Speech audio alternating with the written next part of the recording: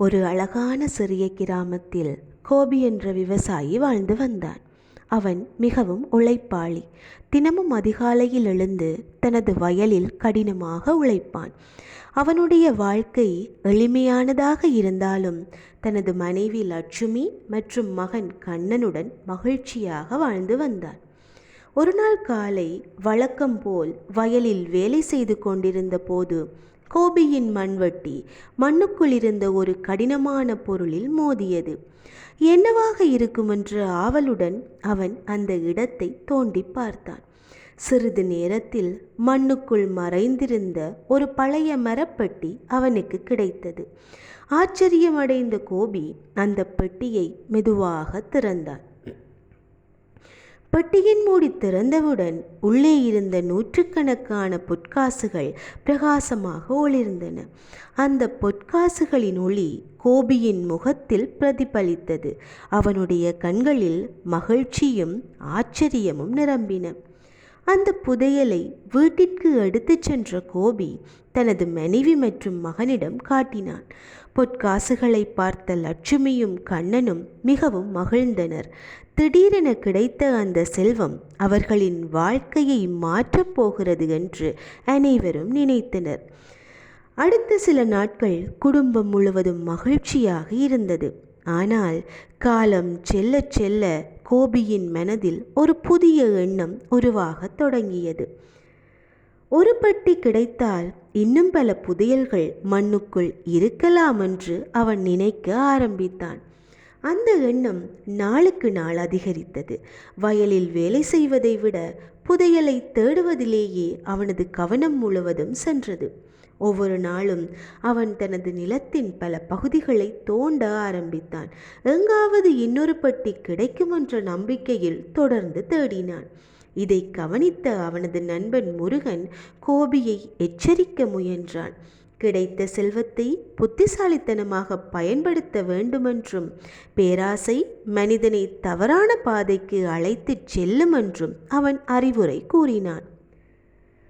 ஆனால் கோபி அந்த வார்த்தைகளை கேட்கவில்லை. புதையலை கண்டுபிடிக்க வேண்டுமென்ற ஆசை அவனை முழுமையாக ஆட்கொண்டது. நாட்கள் கடந்தன. வயலில் இருந்த பசுமையான பயிர்கள் அழியத் தொடங்கின.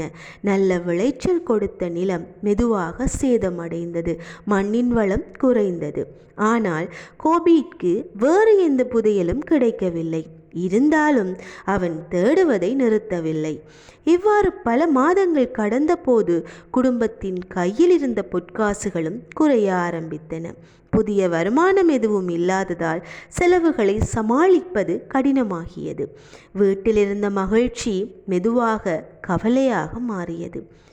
ஒரு நாள் மாலை முழுவதுமாக சேதமடைந்த தனது வயலை பார்த்தபடி கோபி தனியாக அமர்ந்திருந்தான். அப்போது அவனுடைய நண்பன் முருகன் மீண்டும் அவனை சந்தித்தான். சேதமடைந்த நிலத்தையும் சோகமாக இருந்த கோபியையும் பார்த்தபோது உழைப்பால் கிடைத்ததை மதிக்காமல் பேராசையை தேர்ந்தெடுத்ததன் விளைவுதான் இது என்பதை அவனுக்கு நினைவூட்டினான். அந்த நேரத்தில்தான் கோபியிற்கு தனது தவறு முழுமையாக புரிந்தது. கிடைத்த செல்வத்தை சரியாக பயன்படுத்தாமல் மேலும் மேலும் வேண்டுமென்ற ஆசையால் தனது வாழ்க்கையையும் வயலையும் அவன் கெடுத்து விட்டான் என்பதை உணர்ந்தான். அடுத்த நாள் முதல் கோபி மீண்டும் தனது பழைய வாழ்க்கைக்கு திரும்ப முடிவு செய்தான். மீண்டும் உழைக்க ஆரம்பித்தான். அவனது நண்பர்களும் கிராம மக்களும் அவனுக்கு உதவினர்.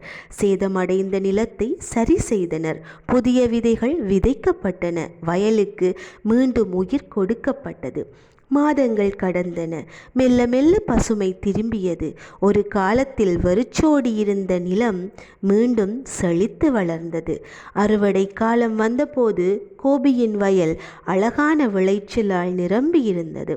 இந்த முறை அவனது முகத்தில் இருந்த மகிழ்ச்சி பொற்காசுகளால் வந்ததல்ல, தனது உழைப்பின் பலனை பார்த்த மகிழ்ச்சி அது. அன்றிலிருந்து கோபி ஒரு முக்கியமான பாடத்தை மறக்கவில்லை. எளிதாக கிடைத்த செல்வம் தற்காலிகமாக மகிழ்ச்சியை தரலாம், ஆனால் உழைப்பால் கிடைக்கும் வெற்றி மட்டுமே நிலையான சந்தோஷத்தையும் நிம்மதியையும் தரும். ஆகவே குழந்தைகளே, பேராசை பெரும் நஷ்டத்தை தரும். உழைப்பும் திருப்தியும் வாழ்க்கையை உயர்த்தும் என்பதை நாம் கவனத்தில் கொள்ள வேண்டும்.